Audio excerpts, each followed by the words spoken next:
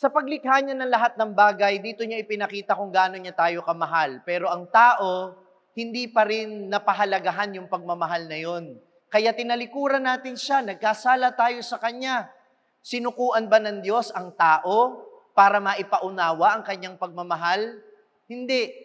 Kaya nga, pagdating ng takdang panahon, isinugo niya ang Kanyang anak.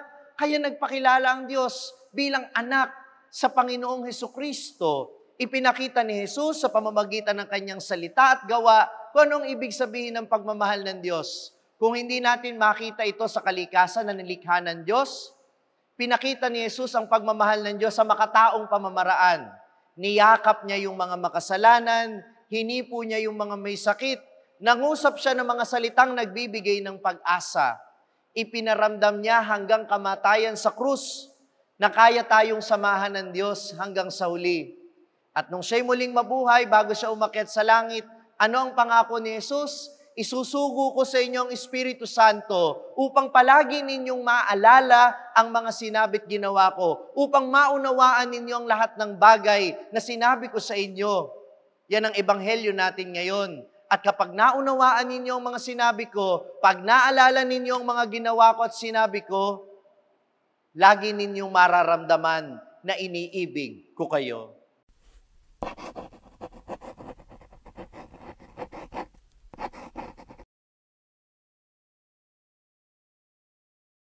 Sumainyo ang Panginoon.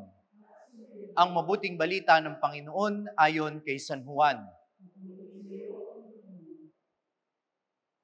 Sinabi ni Jesus sa kanyang mga alagad, "Marami pa akong sasabihin sa inyo, ngunit hindi pa ninyo kayang unawain ngayon. Pagdating ng Espiritu ng katotohanan, tutulungan niya kayo upang maunawaan ninyo ang buong katotohanan. Sapagkat magsasalita siya hindi sa ganang kanyang sarili, sasabihin niya sa inyo ang kanyang narinig at ipapahayag ang mga bagay na darating. Pararangalan niya kayo sapagkat sa akin magmumula ang ipapahayag niya sa inyo. Ang lahat ng sa Ama ay akin, kaya ko sinabing sa akin magmumula ang ipapahayag niya sa inyo." Ang mabuting balita ng Panginoon.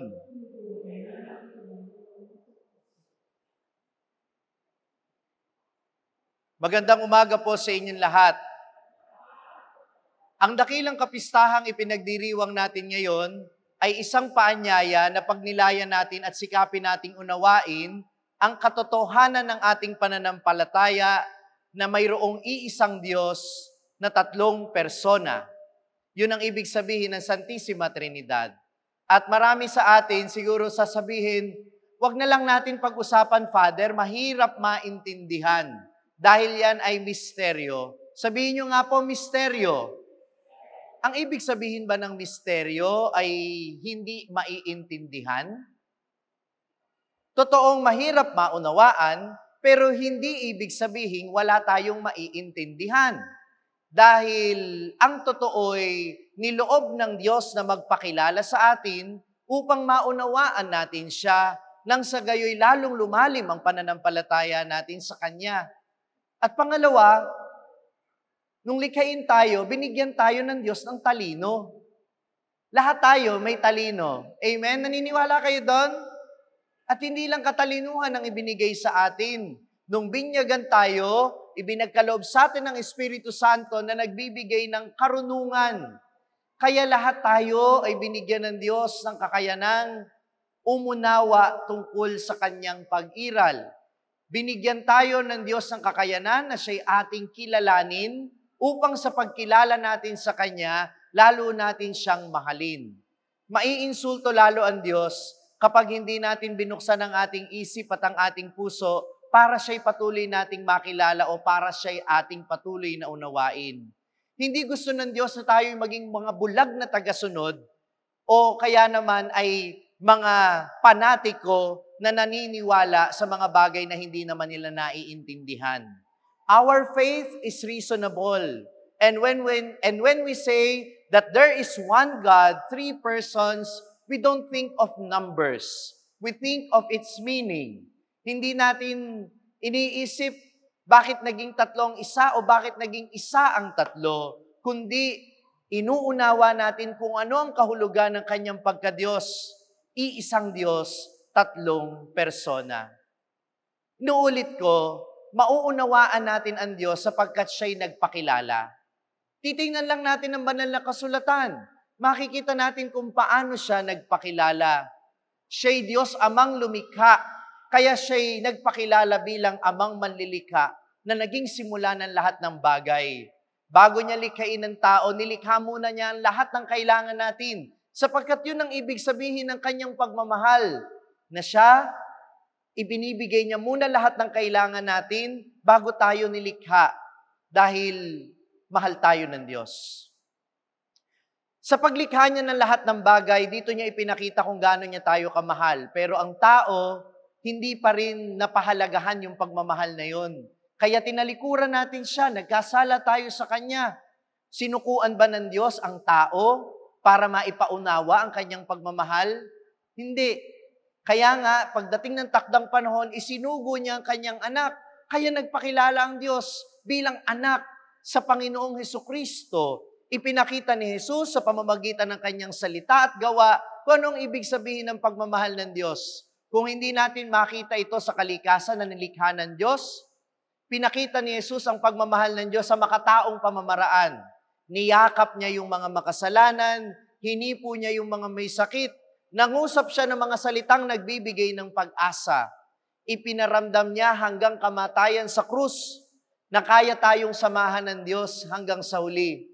At nung siya'y muling mabuhay bago siya umakyat sa langit, ano ang pangako ni Jesus? Isusugo ko sa inyo ang Espiritu Santo upang palagi ninyong maalala ang mga sinabi't ginawa ko, upang maunawaan ninyo ang lahat ng bagay na sinabi ko sa inyo. Yan ang ebanghelyo natin ngayon. At kapag naunawaan ninyo ang mga sinabi ko, pag naalala ninyo ang mga ginawa ko at sinabi ko, lagi ninyong mararamdaman na iniibig ko kayo. Patuloy na ipinararamdam sa atin ni Jesus ang kanyang pagmamahal sa pamamagitan ng Espiritu Santo. Kaya sabi sa ikalawang pagbasa natin ngayon, hindi tayo nawawala ng pag-asa sapagkat ibinuhos ng Diyos sa ating mga puso ang kanyang Espiritu. Patuloy niyang ipinapakilala ang kanyang sarili sa atin sa pamamagitan ng kanyang pagmamahal. Kaya naman, mula matandang tipan hanggang sa ngayon, iisang pagkakakilanlan ang sinasabi sa atin. Bagamat nakilala natin siyang bilang Ama, bilang Anak, at bilang Espiritu Santo, ang palagi niyang sinasabi sa atin, ako'y kasama ninyo palagi. Kaya nga nung nagpakilala siya kay Moises, sabi niya, ako'y si ako nga. Diba? Doon sa burning bush, I am who am. Ano ang ibig sabihin nun? Presensya. Sabihin nyo nga, presensya. Diba? Kaya nga presensya, present siya. Kasama natin siya. At nung maipangako ng Diyos ang isang Mesiyas na tagapagligtas, ano daw ang magiging pangalan nito? Emmanuel. Ano ang ibig sabihin nun? Ang Diyos na kapiling natin. At nang dumating si Jesus, hindi ba yun ang kanyang ipinaranas? Kasama talaga natin siya. At sa pagdating ng Espiritu Santo, pinagnilaya natin noong nakaraang linggo, pinuspos niya tayo ng Espiritong ito upang palagi nating maranasan na kasama natin siya. Kaya itong Espiritu Santo din, ang kanyang kapangyarihan, ang nagpapabanal sa katawan at dugo ng Panginoon na tinatanggap natin at patuloy na nagpapaalala sa atin sa bawat misa na siya'y kasama natin. Ang Espiritu Santo ang nagpapaunawa sa atin sa tuwing tayo'y nagdadasal at nagbabasa ng salita ng Diyos kung ano ang ibig sabihin ng pagmamahal ng ating Panginoon. Amen ba yon? Kaya hindi totoo na wala tayong maiintindihan tungkol sa Diyos. Ang totoo'y ipinakikilala niya ang kanyang sarili, ang kailangan lamang natin ay maging bukas upang siya'y patuloy na kilalanin. Dahil hindi natin pwedeng mahalin ang hindi natin kilala. Tama o mali? Dahil kapag kilala natin ang isang tao, mas lalo natin siyang minamahal. The more you know, the more you love. And the more you love, the more you know. Habang minamahal mo din ang tao, dapat mas interesado ka sa taong mahal mo. Dapat mas kinikilala mo, habang kinikilala mo siya, lalo mo siyang minamahal, at habang minamahal mo siya, lalong nagiging bukas ang iyong puso para patuloy siyang makilala. Amen? Sa puntong ito, nais kong tumayo ang minamahal nating mga tatay. Tayo nga po yung mga tatay na naririto. Lahat ng tatay na naririto. Palakpakan po natin sila. Happy Father's Day po. Huwag muna kayong uupo. Huwag muna kayong uupo. Mga tatay, may sasabihin ako sa inyo. Mga tatay, makinig kayo ha. May sasabihin ako sa inyo. Alam nyo ba, kayo ang buhay na larawan ng Diyos sa inyong pamilya. Kung anong pagkakakilala ng inyong mga anak sa Diyos, yun ay dahil sa inyo. At kung hindi maganda ang pagkakakilala ng inyong mga anak sa Diyos dahil nagkulang kayo, siguro bilang mga ama, hindi pa huli ang lahat.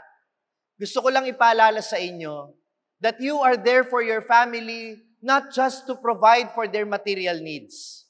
Kung minsan masyado kayong natatakot na hindi nyo maibigay ang pangangailangang material ng inyong pamilya. Dahil kung minsan hindi magtagpo-tagpo yung mga bayarin na kailangan ninyong asikasuhin. Pero tandaan ninyo, magkulang man ang sweldo, kapag hindi kayo nagkulang sa pagmamahal, mauunawaan kayo ng inyong mga anak at ng inyong asawa. Dahil ang ibinibigay ng ama ay hindi lang dapat ang pangangailangan ng pamilya na material. Huwag niyong kalimutan na pangangailangan din ng inyong pamilya ang inyong oras, pangangailangan din ng inyong pamilya ang pangunawa, ang inyong pasensya, at ang inyong pagmamahal sa kanila. Kaya sana iparanas ninyo sa inyong asawa, sa inyong mga anak, sa inyong mga apo, yung pagmamahal ng Diyos na sinasabi sa atin sa banal na kasulatan. Isang pag-ibig na palaging nandyan, isang pag-ibig na patuloy na umuunawa, pag-ibig na palaging nagbibigay, pag-ibig na nararamdaman sa konkretong pamamaraan. Amen ba yon, mga tatay? Ngayon naman, habang nakatayo kayo, kakausapin ko naman yung mga anak ninyo at yung asawa ninyong naririto. Ha? Huwag muna kayong uupo. Ha? Yung mga tatay na naririto, katulad din ng Diyos, tanong nyo sa akin, bakit? Minsan nahihirapan din tayong intindihin. Kasi sila hindi, kagaya ng Diyos, tahimik, ayaw magsalita. No? May pinagdadaanan na, ayaw pang dumaing. Kaya magugulat ka na lang, inatake na sa puso, may sakit na pala, hindi nagpapacheck up kasi mas inuuna ang pangangailangan ng pamilya. At sila, bago magsalita, iniisip muna ang solusyon sa problema ng pamilya. Tama ba ako, mga tatay? Kaya minsan hindi kayo maintindihan eh. Pero tandaan ninyo, hindi man kayo maintindihan ng inyong pamilya dahil kung minsan malihim kayo, lahat ng dugo at pawis ninyo na isinasakripisyo ninyo para sa inyong pamilya ay nakikita ng Diyos bilang alay ninyo sa Kanya. Kayo ay buhay na larawan ng Diyos sa inyong pamilya, kaya kahit hindi napapansin, kahit ng sarili ninyong mga kapamilya, ang lahat ng inyong ginagawa, huwag kayong mag-alala. Ang Diyos na nakakakita ng inyong mga pagsusumikap, siya ang magbibigay sa inyo ng gantimpala.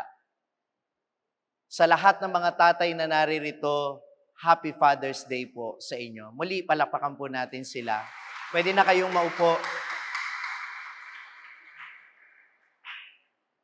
Kahapon pa, kahit sa akin po, maraming bumabati ng Happy Father's Day. Oo naman, kahit naman wala akong asawa, wala akong sariling pamilya, marami akong anak, spiritual children, at kayong lahat yon. Amen? At higit sa lahat, yung mga tatay na naririto, isa lang ang biyenan. Ako, maraming biyenan. Lahat ng mga matang nakatingin sa akin, yan mga biyenan ko.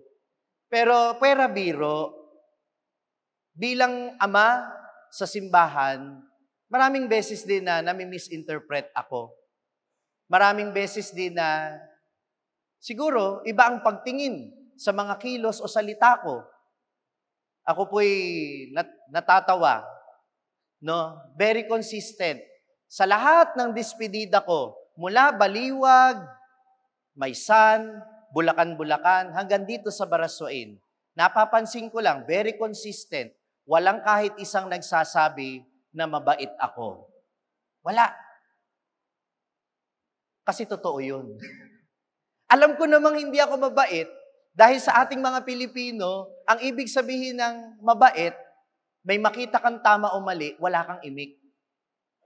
Pero hindi po ganun ang pagpapalaki ng tatay ko sa akin. Ang tatay ko, disiplinaryan. Kaya namana ko po yun. Sa aking pagpapastol, bilang ama, sa mga sakristan, sa mga kabataan, yung disiplinang natutunan ko, yun ang ina-apply ko. Ako po'y lumaki sa palo. Wala naman na akong pinalo sa mga ito. Pero, kapag may mali, sinisikap kong itama. At kung may kailangang isuffer na consequence, hindi bilang parusa, kundi bilang pagtuturo ng tama sa kanila, gagawin ko. Kaya hindi ako nagmumukhang mabait. Dahil hindi ako nangungunsinti ng mali.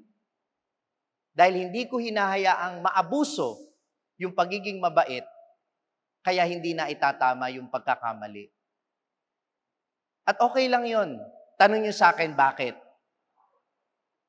Kasi yun ang kasi sa ganung ko paraan pinakikilala ang aking sarili. Pari ako, pero tatay din ako. Kailangang disiplinahin ang mga ipinagkatiwala ng Diyos sa akin. Amen ba yun?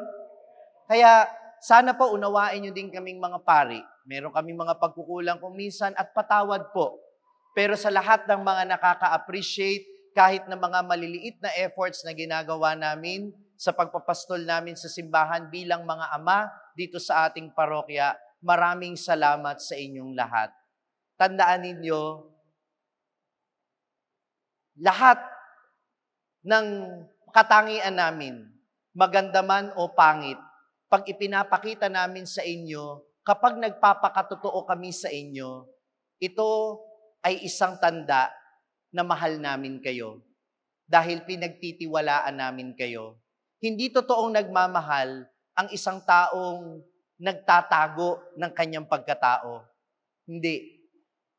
The more you know, the more you love. And the more you love, the more you know. Kaya, ang hamon ko sa inyo, kung paanong nagpakilala ang Diyos sa atin, ipakalala din natin ang ating sarili sa bawat isa.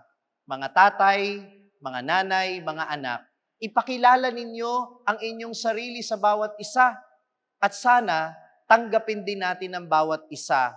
Sikapin din natin maging bukas ang ating isip at ang ating puso para maunawaan natin ang bawat isa, sapagkat ang totoong nagmamahal ay kumikilala at ang totoong nagmamahal ay nagpapakilala. Amen. Mula sa makasaysayang simbahan ng Baraswain, binabati ko kayong lahat at nagpapasalamat ako sa patuloy ninyong pagsuporta sa aking social media ministry, ang Sa Madaling Sabi.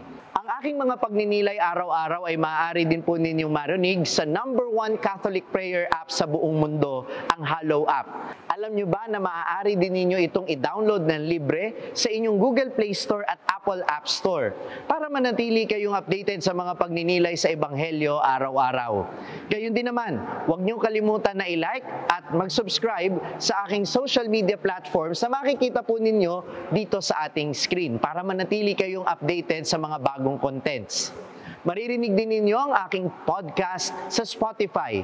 Naglalabas po ako ng content every Thursday at yan po ang Sabihin Mo sa Akin. Kung na-inspire at na-bless ka ng reflection na ito, huwag mo sanang kalimutan na i-share din ito sa mga kapamilya o kaibigan mo na nangangailangang marinig din ang mensaheng ito. Ako po si Father Franz Dizon, ang content creator ng Sa Madaling Sabi, sharing the message of salvation. Hanggang sa muli.